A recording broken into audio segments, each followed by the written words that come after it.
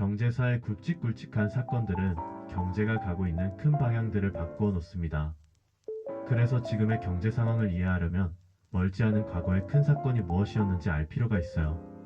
오늘은 2008년 글로벌 금융위기에 대해서 이야기해보려고 해요.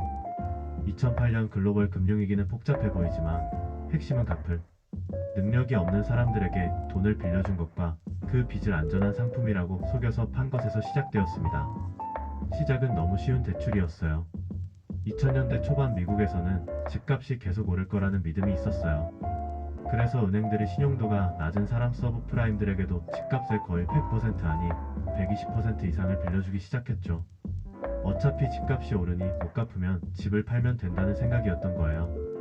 문제가 커진 건 금융기관들이 이 대출 채권들을 잘게 쪼개고 다른 우량한 상품들과 섞어서 매우 안전한 금융상품인 것처럼 전 세계 투자자들에게 팔아치웠기 때문입니다.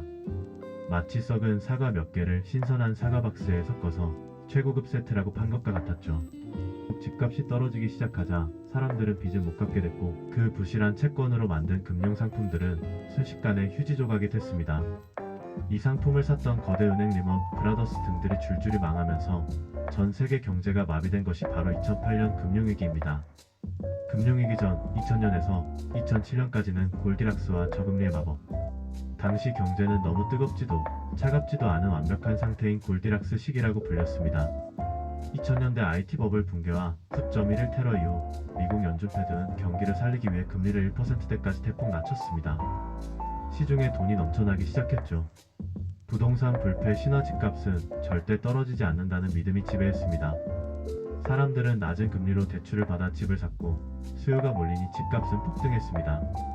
시장은 스스로 치유된다는 믿음 아래 은행들에 대한 규제가 느슨해졌습니다. 은행들은 더 많은 대출을 해주기 위해 복잡한 파생 상품들을 마구잡이로 만들어냈습니다. 내 돈 1억에 9억을 빌려 10억짜리 집을 사는 시기죠. 집값만 오르면 대박이 나니까요. 은행은 한술 더 떠서 신용이 낮은 사람에게도 막대한 돈을 빌려줬습니다. 거기에 자산 유동화라는 마법의 포장지를 활용합니다. 대출 채권 돈을 받을 권리를 직접 들고 있기보다 이걸 투자 상품으로 만들어 팔고 싶어 했습니다. 그래서 나온 것이 MBS 주택저당증권화 CDO부채담보부 증권이에요. 수만 개의 대출을 섞어서 복잡한 수학 모델로 포장하니 신용평가사들은 이 상품에 AAA라는 최고 안전 등급을 줬습니다. 전 세계 연기금과 은행들이 이 가짜 안전자산을 앞다투어 사들였습니다. 이때까지만 해도 부동산 불패 신화 때문에 아무도 위험을 의심하지 않았습니다. 2006년부터 금리가 오르고 집값이 떨어지자 모든 것이 꼬였습니다. 대출금 연체가 치솟고 안전하다 믿었던 CDO 가격이 폭락했죠. 2008년 9월 150년 전통의 투자은행 리먼 브라더스가 파산하며 시장은 패닉에 빠졌습니다. 은행들이 서로를 못 믿어 돈을 안 빌려주는 신용경색이 발생했고 이는 실물 경제의 대침체로 이어졌습니다. 결국 이 위기는 은행들의 위험 손실을 사회가 책임지는 금융 시스템의 도덕적 해이를 적나라하게 보여주었습니다. 이후 전 세계 금융 규제는 매우 까다로워졌고 오늘날 우리가 겪는 금리와 부동산 정책에도 그 당시의 교훈이 깊게 녹아 있습니다. 리먼 브라더스 파산 이후 전 세계는 1930년대 대공황 이후 가장 처참한 경제 침체기에 진입했습니다. 금리를 0%까지 낮췄는데도 경기가 살아나지 않자 중앙은행이 직접 시장에 채권을 사들여 돈을 찍어내는 양적 완화라는 전례 없는 카드를 꺼냈습니다. 하지만 기축과 저성장 위기를 겪은 가계와 기업은 소비를 줄이고 빚을 갚는 데 집중했고 경기는 한동안 살아나지 못했죠.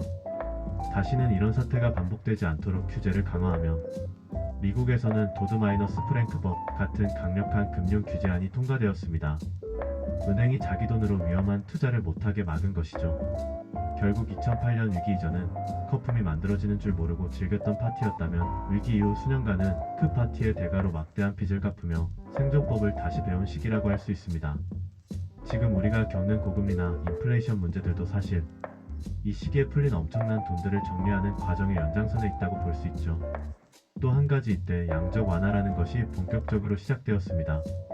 중앙은행이 엄청난 돈풀기로 시장에 유동성을 공급하는 방법을 사용하기 시작한 것이죠.